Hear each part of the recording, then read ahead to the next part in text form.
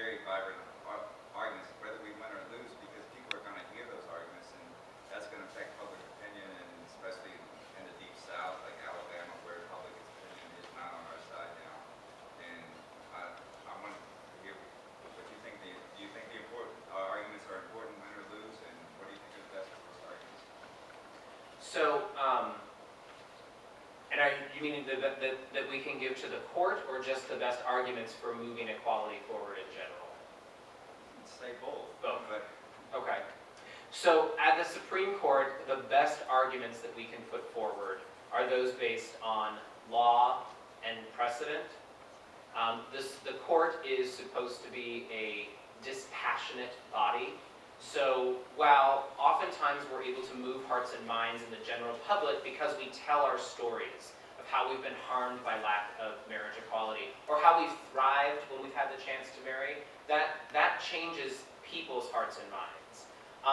And it does change the court's hearts and minds to a degree as they as individuals get to know their colleagues and friends who are LGBTQ.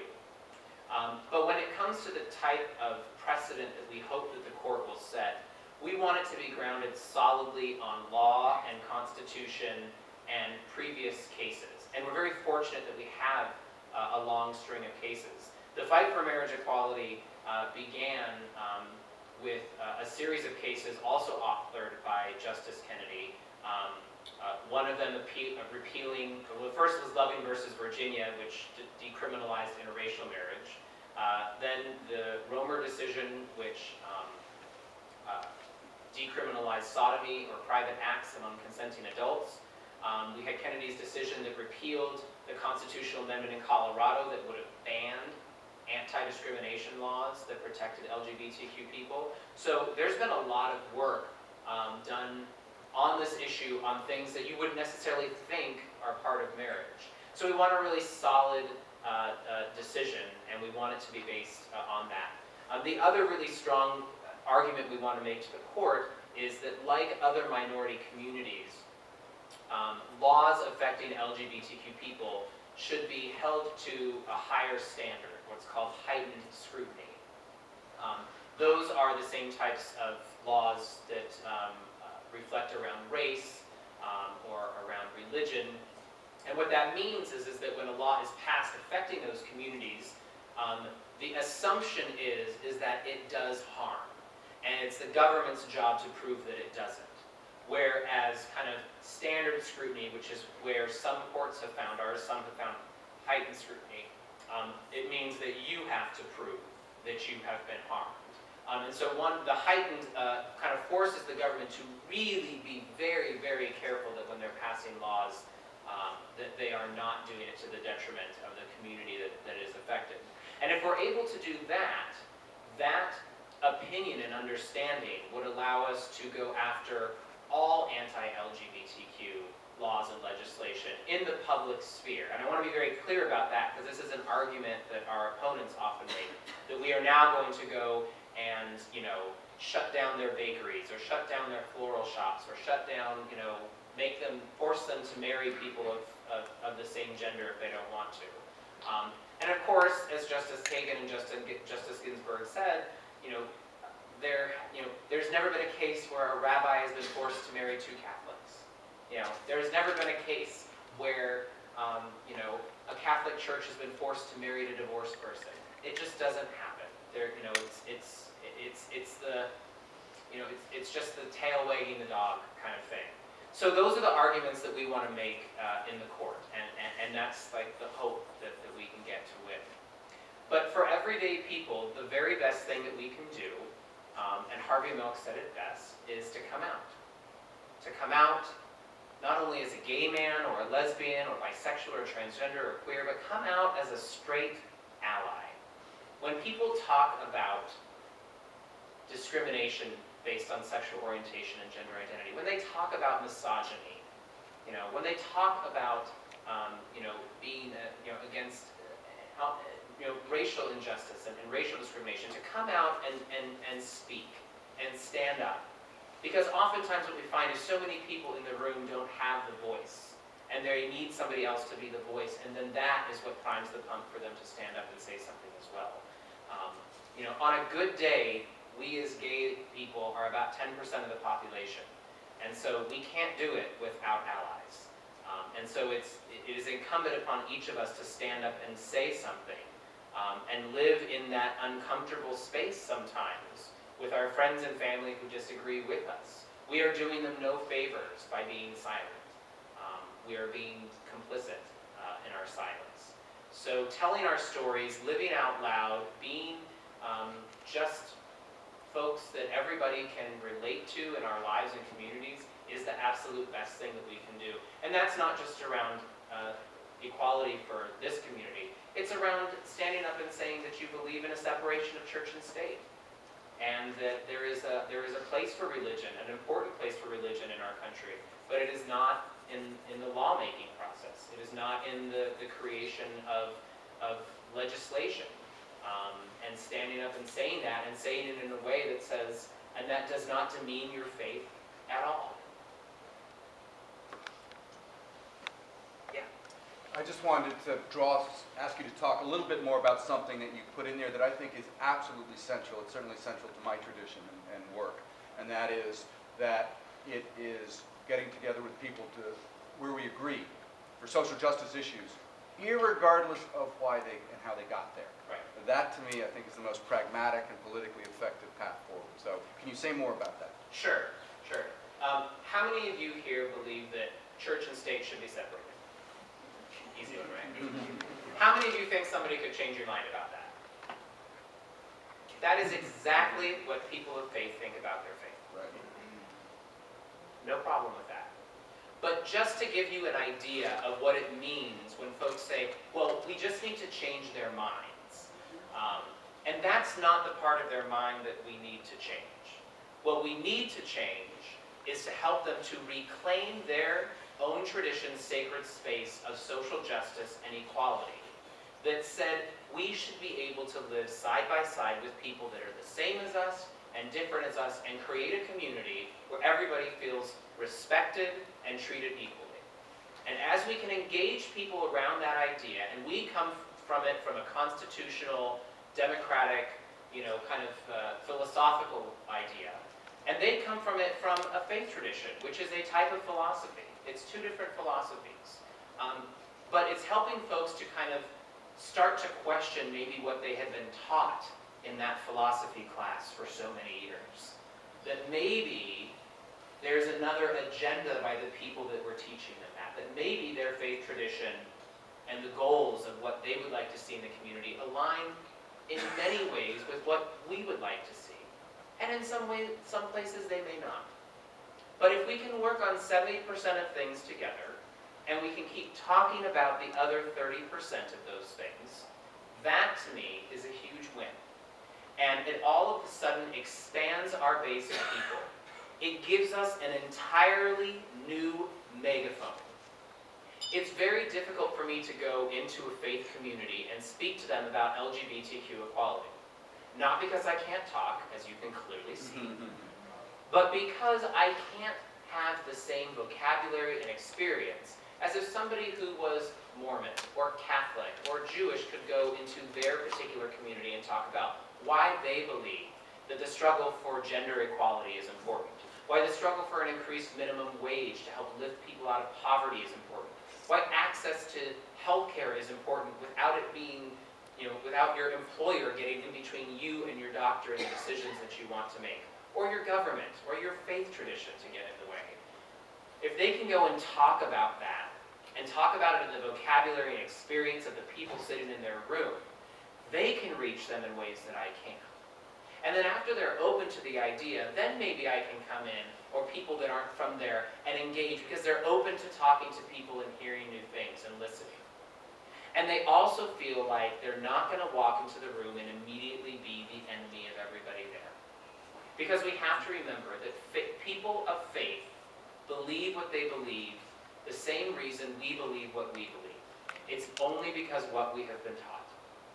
And the only way to move people to have a better understanding or to see our side in a way that's different, to come to this idea of creating a community based on equality and justice, is to talk to them and give them some other teacher or person or place to go for information. If we simply disengage and write them off, we will never bring folks along with us, and we'll never expand our movement, and we'll never expand our voice.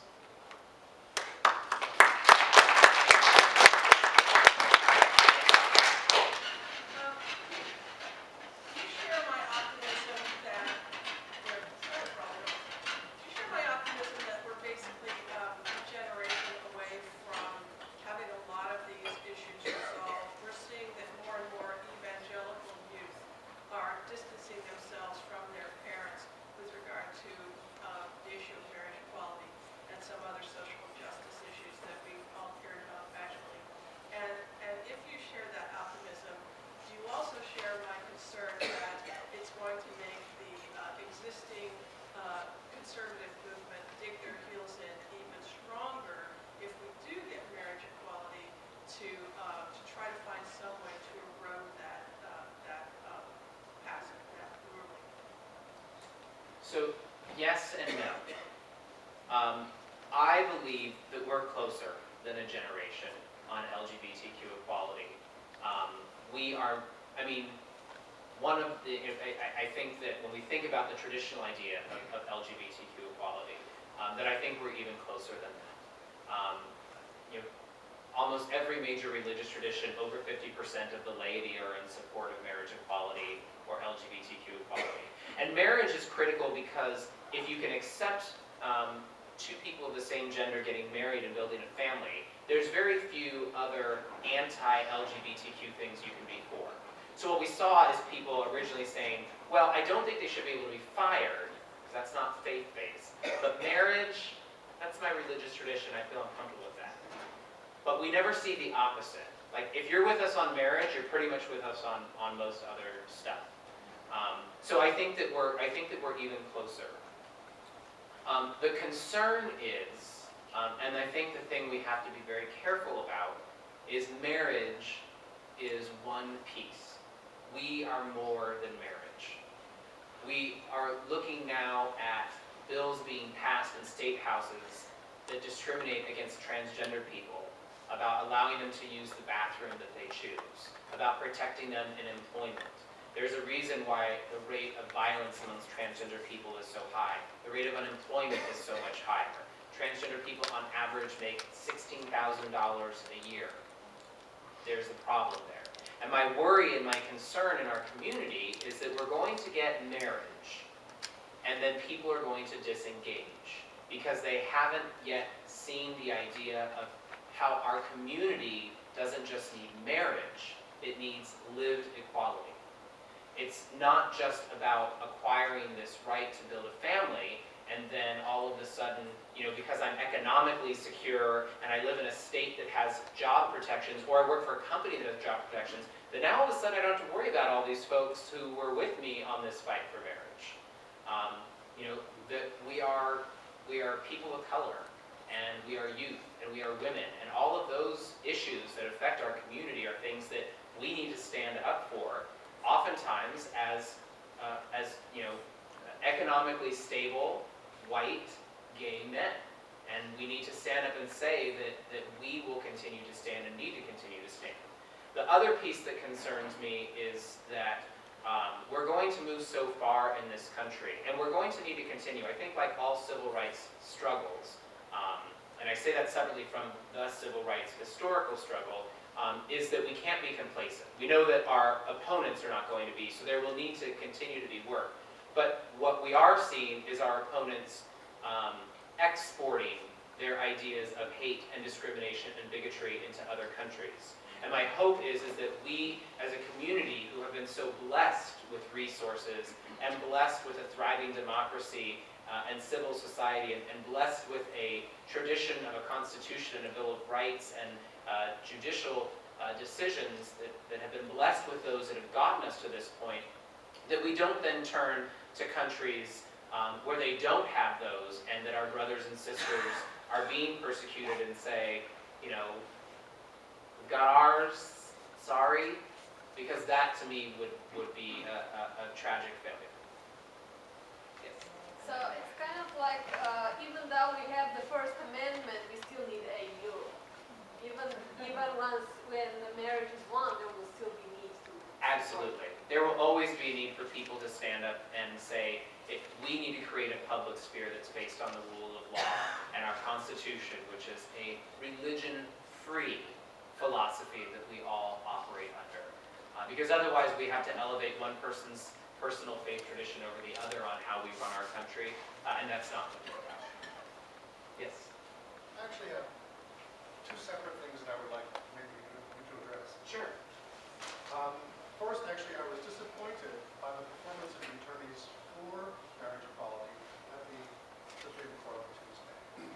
For example, one of the justices said, marriage as an institution has been around for millennia. It hasn't been until 2002 that one European country has decided that they were going to allow gays to get married. Have we been wrong all of this time? And the attorney for us said, well, I'm not in a position to judge the laws of another country. Rather than coming back and saying, first of all, the institution has not been monolithic and stagnant for a million years, as the first speaker talked about. It has changed, and it is time for change to occur. I don't know where those lawyers were chosen, but as I said, I was kind of disappointed that they gave very vague answers rather than coming across with more substantial legal arguments for their case. The second issue that I have is I have been reading articles that deal with the fact that part of the gay community feels that the movement to these days is more towards assimilation rather than towards changing the institutions of government to be more equal. I don't know whether that has been something that you have encountered as part of your position with marriage equality or not. Sure. So the first one, I think, for Mary Bonato and the Attorney General, I think that I think anybody that stands in front of the Supreme Court and argues a case on our behalf is brave and deserves a tremendous amount of our gratitude and appreciation. It's not easy. If anybody's ever listened to a Supreme Court hearing, it's very unique. They interrupt you in the middle of sentences, they ask you questions, they cut you off, they tell you when you're not doing a good job. So, my hat's off to both of them. I think that it was, I can't speak for obviously for the folks that were there, but I think it may have caught them a little bit off guard that a court who, anytime you have tried to talk about anything related to outside of the United States, much less 2,000 years of Greco-Roman history, would bring that up as their question, was probably a little bit surprising. The conservative wing of the court traditionally has actually been very anathema to any sort of international treaty or international history having any sort of impact on the exceptionalism that is the United States of America. So yeah, I think maybe it did catch them a little bit off guard. But I think that what we have to realize is that by the time that they get to that point, all of the briefs that have been filed, including ones talking about the history of marriage and the institution and its constant changing, and the voices that have been elevated through the amicus brief process, that the justices have come in and they have also they come in with a lot of background and knowledge. So sometimes, even though it might look like, oh, I wish she or he would have answered that better, that's like 1 hour of hundreds of hours that the justices put into the case. And a lot of that comes from the reading the amicus briefs and studying kind of the history of the jurisprudence around the decision. So I'm not as concerned about what happened there. For example, many people criticized the federal government and how they argued the Obamacare court case, and they ended up winning that. So I think that there's something to be said there. But you're right, it probably wasn't the strongest moment, but there's a lot more behind that. It's kind of like an iceberg. All the stuff going on underneath, we didn't necessarily get a chance to see. And then as far as the second question, I think that sometimes there's an assumption that because we have a different sexual orientation or gender identity than the vast majority, that that we require different institutions, or we require a changing of the institutions within our country. And I think the beauty is that once we're able to elevate people to an equal playing field based on a variety of factors, what we discover is that none of our communities are monolithic of thought. There are many who are anti-gay, not because they're anti-equality, but they don't believe in the institution of marriage. They believe that it's a heterosexual institution. They believe it's demeaning to women. There's lots of reasons to think why marriage might be bad. But there's also a lot of LGBTQ people out there who don't believe that and do want to get married and do believe in the institution of marriage. And what I've found, having now married a few both gay and straight people and talking to folks, is by the virtue of our achieving marriage equality in places, we are having a profound effect on the institution of marriage and on the institution of family, especially around things like gender norms and some of the things that were kind of like, oh, well, that's the wife's job. Well, there's not a wife here. There's two husbands. Or that's the husband's job. Like, there's two wives. Everything from the simple things on how we've watched people create their ceremonies, you know, some of the kind of traditional things that you might see at a wedding, you know, giving the bride away. No, it's two grown people and they're giving to each other. And kind of challenging people, you know, why we do those things and where they come from. I've personally seen our community's integration into these different institutions of which we have been excluded has allowed those institutions to become more progressive and more equal and more opening. I would never say that they are equal, open, with a period, but I personally have seen that happen.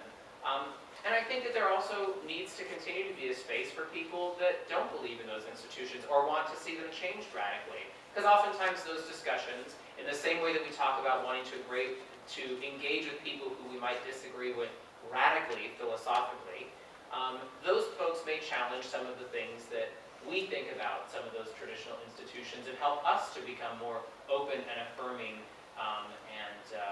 and able to allow for a wider diversity of family structures and unions and, you know, for so long it was a shame to be adopted or a foster kid or to be divorced or to be, you know, a step parent or to have 4 parents because your parents got divorced and got remarried. And now we look at that as like, that's the beauty of America, is that we allow for that diversity, that we allow for different family structures.